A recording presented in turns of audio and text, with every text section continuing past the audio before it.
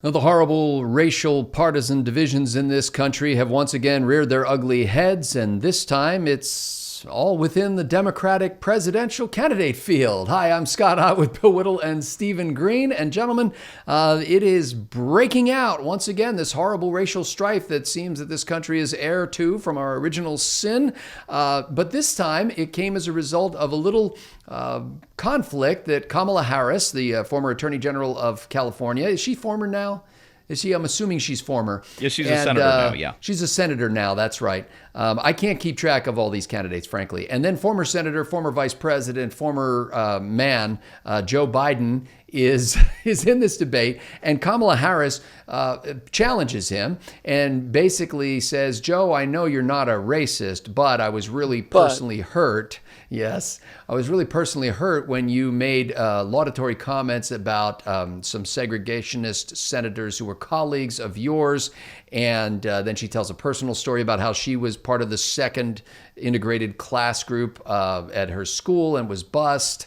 And all of this, Stephen Green, would have not surprised me if it had been in a general election debate where the Republican candidate was going after the Democrat candidate and vice versa, and the Democrat accused the Republican of being racially insensitive. But this is within the Democratic Party.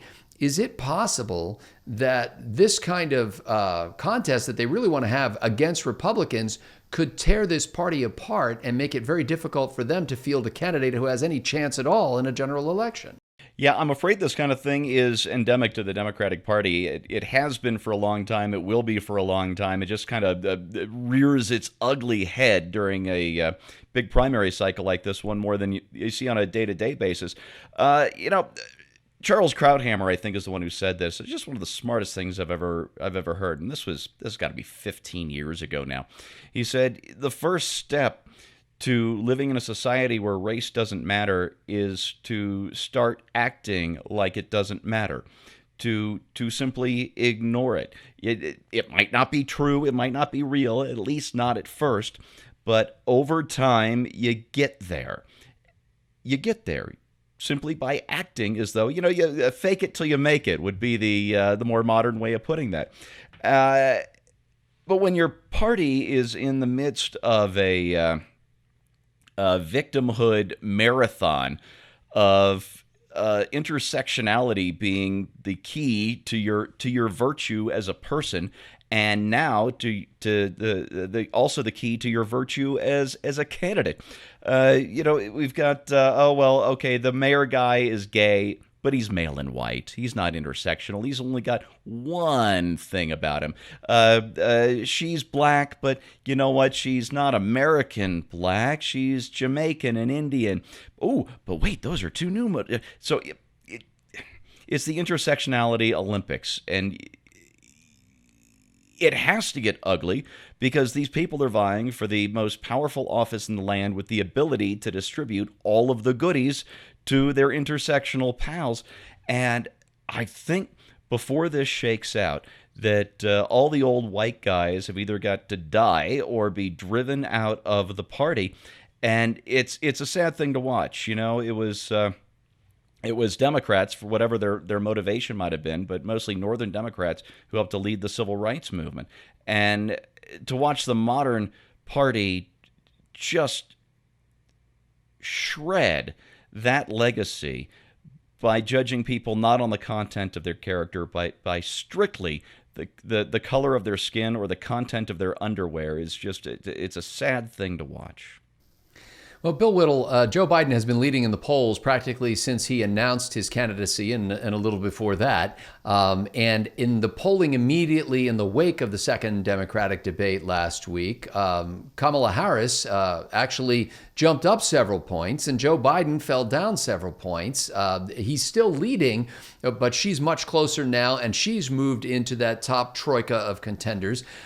It seems that some on the left are critical of her because they're saying, look, Joe Biden's a decent man. Joe Biden has a good civil rights record. Why would you tear up this guy who is most likely going to be the party nominee and could have appointed you as vice president or possibly secretary of state or in her case, the attorney general to the country? So, why would you go after him like that? On the other side, there are a bunch of progressives that said it's about time somebody sticks it to Joe Biden, not just because they don't like Joe Biden, but they want to see somebody with spine. If you're willing to go and beat up nice old Joe Biden, then you certainly are willing to go beat up nasty old Donald Trump. Do you think that Kamala Harris's move was strictly calculation of that order, or was she legitimately outraged at the racial issues that have continued to raise their heads in this party? None of them are legitimately outraged about anything. It's what they sell. It's their product. It's just a question of salesmanship and different pitches. It's like a guy who's selling Toyota. He's out in front of his dealership with a guy in a gorilla suit, and the guy on the other end across the street who's selling Ford's got the giant flag thing. You know, this doing the floppy arm thing. Yeah, but they're both selling cars, and what these people are selling is they're selling virtue signaling, unearned moral superiority. It's a really smart move politically on the part of Kamala Harris. I mean, you go long, you take a shot at the front runner. You're definitely. I mean, it was a great piece of political maneuvering, and it paid off, and it's going to continue to pay off. But the end result of this is to make me feel that God Himself cannot take this win away from us in 2020. Which is probably something I shouldn't be saying quite so often. But one of the things that's been clear to me for the last several years has been that really since Alexandria Ocasio-Cortez has been staking out these radical positions, and unfortunately for the Democrats, she's been saying these things out loud, and that means that a large number of the people who support these radical positions are rallying behind these radical positions, and now the Democrats are on the rocks. And this is the definitive example of the problem they're going to have in November. Either they go with Joe Biden and try to win those working class whites who they lost to Donald Trump in 2016, or they go with Kamala Harris and try to keep the radicals and the Antifa guys and and all this, students in the safe spaces and the social justice warriors. But they're not going to get both. And I don't see how they recover from this. The closest thing I can think of on the Republican side was back in the 80s when there was this, this kind of what they were calling the religious right inside the Republican Party. But the religious right inside the Republican Party wasn't splitting the party to the degree where you have to be one or the other. I mean, some people found it, unappetizing, but it didn't exclude you. You could be a Republican and not be a member of the religious right, or vice versa. But this is the identity of the left now. The Democratic Party used to be advertised as the party of the small working guy, and that's who Joe Biden is. He's that guy. But if your entire strategy is based on racial division and victimhood, then you got to, look, here's all I can say about Kamala Harris, okay? If you're going to be a one-trick pony, you better know how to do the trick. And that's basically what this progressive left has found itself in. And it's going to get worse. I was almost going to say it's going to get worse before it gets better, but it's not going to get worse before it gets better. It's just going to get worse.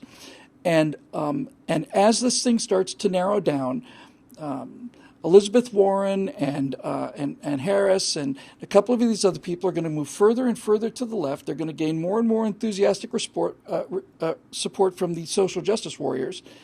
And then they will either win the nomination or not. If they do, they'll get half of the Democratic vote. And if they don't, then they'll get the other half. And I think that's great news. And you were talking about the grievance Olympics. I just had this quick thought a split second ago. Because if you want to see like the actual awards ceremony, it's not actually a podium; it's actually a hole. And here's the third place person, and here's second place, and the first place person is down in the lowest possible position. Hey, Bill, let me give you a quick question. Well, not really a question so much; it's really rhetorical. But when you've already promised on the very first debate, free health care for illegals and taking away everybody else's private health insurance, how much further left are you is there room to move? Right? right? I swear by the time we get to Iowa, you're going to have 17 different candidates promising a dictatorship of the proletariat. It's coming.